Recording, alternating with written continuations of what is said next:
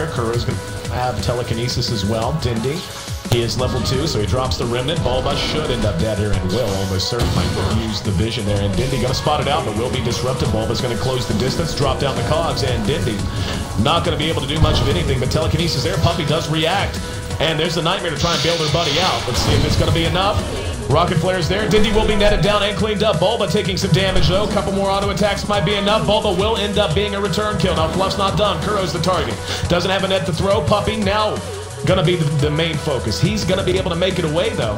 And there's a telekinesis on the Dark Troll Warlord, but a good disruption there allows Fluff to close the distance again, and the net is off cooldown. They're gonna grab Kuro. He's got 2 stacks of Shadow Poison, gonna try to deny himself, but no such luck. And Puppy comes back to re-engage, has very little health, wants to go one-on-one with Mike. Dindy's back up, and we're gonna see Test of Faith get 1 kill. Fluff might end up being returned, and Dindy using the Vortex, but Fluff still running. Look at the body block! The Dark Troll Summoner blocking Dindy and keeping the last auto attack from going off.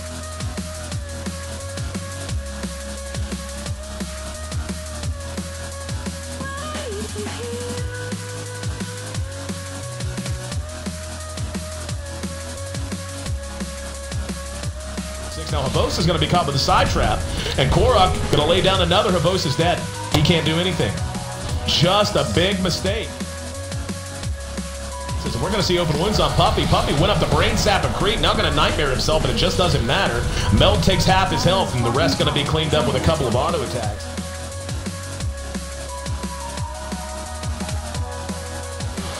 And we're going to see a gank successful here in mid. A lot of action now. Bulba going to be caught out and punished. Mike is there. There's big TP reactions coming in. Kuro going to be caught with the open wounds. He's going to be pursued out. Kurok's there as well. Dindy's going to go ahead and go on Mike. Mike looks to be in trouble. In the meantime, Korok will end up dropping. But now they're overextended. Dindy doesn't have a lot of mana and might end up being a return kill. And he will. Ends up dropping very easily. They're going to pursue Puppy. Sidetrap going to slow him down. Let's see how much they want to commit to this. He's going to be nightmared. Korok with refraction charges and his Blink Dagger. Half his health in 1 meld. And there's no way Puppy survives here. Havosto might be able to get a return kill. Hand of God gets Korok back in fighting shape. And we're going to see the hook actually not connect. Bulba unable to get the job done. They're going to get it both. Oh, and there's a make up on. So now Kuro. Wow.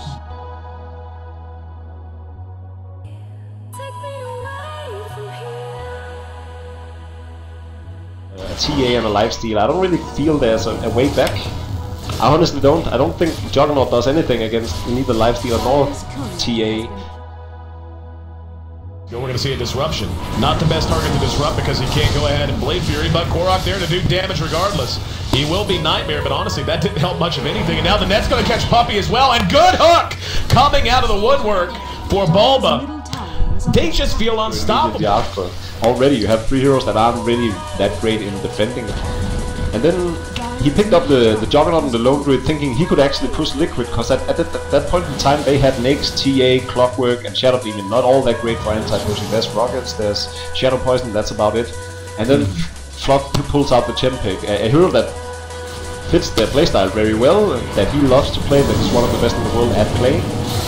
And that just completely countered all of Navi's lineup. They can't even kill Mike. Mike on Shadow Demon is feeling tanky at this point. They're so far ahead. We can see he's just spamming, trying to pick him off. They still can't get the kill. In the meantime, TC will be being-stripped. The rack still stands, and the game's still at least somewhat manageable. Korok will be forced out.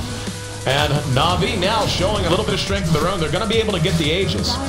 Lifestealer's down, and TA going to be back up in a hurry. Pops Refraction. Doesn't matter a bit, though. So, there's a hook from Bulba, gets the cogs down and got 2. Do they want to re-engage? There's a disruption to buy time. Nightmare going to lock down Mike, though. The TA will be able to get away, and it looks like Bulba may end up sacrificing himself. Fluff's right with him, though. And Bulba, no, going to be sent home, courtesy of Jet Airways. And IX Mike does end up being tracked down. In the meantime, Korok's still up and fighting. He's got a Blink Dagger. Fluff turned around for a minute. Going to guess a little bit of mismanagement there. And Puppy gonna be caught with a hook from Bulba. Bulba using battery assault, damage being done. Dindy's gonna re-engage. There's Hand of God to try and get Bulba up, and he's gonna be disrupted to save him. Puppy gonna eat the open wounds, and Bulba still alive. Walking between the raindrops, Dindy will pursue him out and clean up the little goblin. In the meantime, Korok doing what damage he can, unable to pursue after the ball of lightning. They end up going 1 for 1. Puppy for Bulba. They're gonna find the bear though.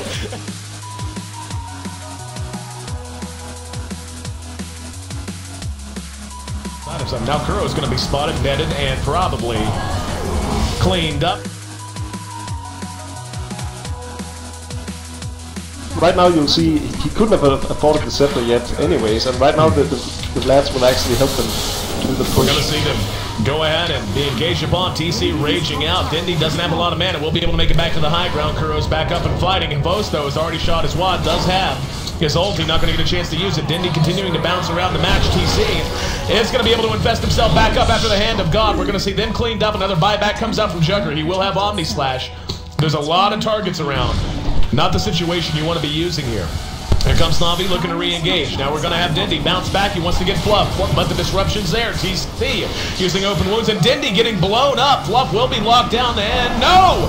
Not killed! The net catches him just in time. Avost uses Blade Fury. The Omni Slash was used as well, and Feeble on TA doesn't matter. She's still going to be able to clean up the Juggernaut. The battle continues to rage with creeps and heroes going toe-to-toe. Puppy going to be the latest added to the kill list.